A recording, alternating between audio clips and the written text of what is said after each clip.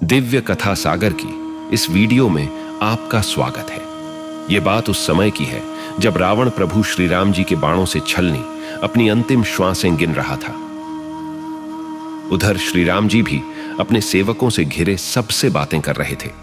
तभी श्री राम जी ने लक्ष्मण जी को कहा, लक्ष्मण, रावण के प्राण अभी निकले नहीं हैं, वह अभी भी जिंदा है।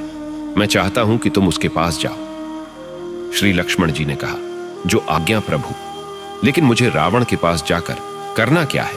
क्या उसे पूरी तरह मार कर ही आना है?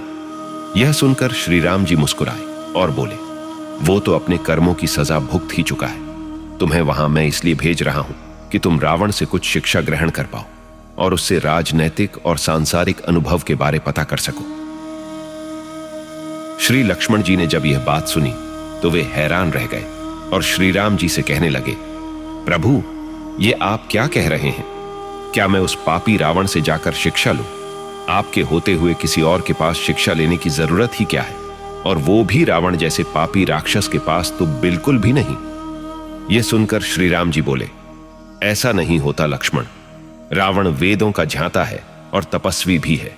कई बार ऐसा होता है कि हमें प्यास लगी हो तो चलकर कुएं के पास जाना पड़ता है। ठीक इसी तरह तुम्हारे ज्ञान की कुछ प्यास बुझाने के लिए तुम्हें रावण जैसे छोटे से दिखने वाले कुएं के पास जाना ही होगा।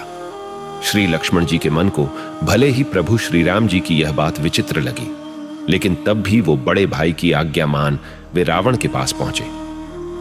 रावण की आंखें बंद थीं और उसकी श्वासें अभी भी थोड़ी थोड़ी चल रही थीं। श्री लक्ष्मण जी रावण के सिर के पास खड़े होकर बोले, हे रावण, मैं भगवान श्री रामचंद्र जी का छोटा भाई लक्ष्मण हूं और मैं तुमसे कोई शिक्षा लेने आया हूं। मुझे कोई शिक्षा दो। रावण ने अपनी आंखें खोली और श्री लक्ष्मण जी को 2 पल के लिए देखा और फिर से अपनी आंखें बंद कर ली। रावण कुछ भी ना बोला।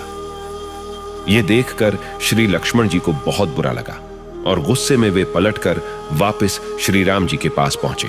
वो प्रभु श्री राम जी को उलाहना देते हुए बोले, प्रभु, आपने भी किस मूर्ख के पास शिक्षा लेने के लिए भेज दिया? सच कहता हूं प्रभु, रस्सी जल गई पर उसका बल नहीं गया। प्रभु श्री राम जी ने पूछा, क्या हुआ लक्ष्मण? तो श्री लक्ष्मण जी ने सारी घटना कह सुनाई। तब श्री राम जी ने कहा, लक्ष्मण, ये बताओ कि जब तुम रावण के पास गए तो तुम खड़े कहां हुए थे? श्री लक्ष्मण जी ने कहा, मैं रावण के सिर के पास खड़ा हुआ था। यह सुनकर श्री राम जी मुस्कुरा पड़े और बोले, लक्ष्मण, ये बताओ कि जब हमने अपने बर्तन में किसी दूसरे के बर्तन से कुछ डलवाना हो तो अपना बर्तन कहां रखना चाहिए, नीचे या ऊपर? श्री लक्ष्मण जी बोले, प्रभु, साधारण सी बात है कि अपना बर्तन नीचे रखेंगे तभी तो ऊपर वाले बर्तन से कुछ डल पाएगा। यह सुन श्री राम जी बोले, अगर तुम यह जानते थे तो तुम रावण के सिर पास क्यों खड़े हुए? तुम रावण से कुछ लेने गए थे तो तुम्हें ऊपर नहीं बल्कि रावण के पांवों की ओर नीचे खड़े होना चाहिए था और निम्र होकर बात करनी चाहिए थी। यह सुन श्री लक्ष्मण जी फिर से रावण के पास गए और रावण के पांवों के पास खड़े होकर कहा, हे रावण, मुझे कोई शिक्षा दो।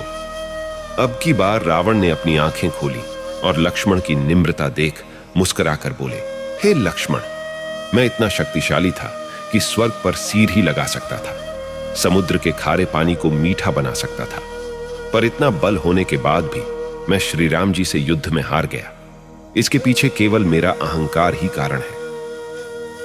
मैं सदा अच्छे कामों को कल पर टालता रहा और बुरे कामों को तुरंत कर देता था, जबकि होना यह चाहिए था कि मैं अच्छे कामों को तुरंत करता और बुरे कामों को सदा कल पे टालता रहता। दूसरा, आप अपने शत्रु या प्रतिद्वंदी को कभी कमजोर मत समझो। मैंने भी यही भूल की। मैंने श्री राम और तुम्हें केवल तपस्वी मान लिया और तुम्हारी सेना को मात्र वानर, भालू, रीछ आदि मानकर कमजोर समझ लिया, जिस कारण मेरी स्वर्ण लंकापुरी और तमाम कुल नष्ट हो गया। तीसरा, आप अपने जीवन के रहस्य को जहां तक हो सके गुप्त रखो। मेरी नाभि में स्थित अमृत कुंड के रहस्य का खुल जाना ही मेरी मृत्यु का कारण बना। इतना कहकर रावण ने अपनी आंखें बंद कर ली और इससे श्री लक्ष्मण जी और समस्त मानव जाति को आज प्रभु श्री राम जी की कृपा से वो शिक्षा मिली जिसने रावण जैसे शक्तिशाली राजा और तपस्वी को नष्ट कर दिया था। यह थी लंकापति रावण के अंत की कथा।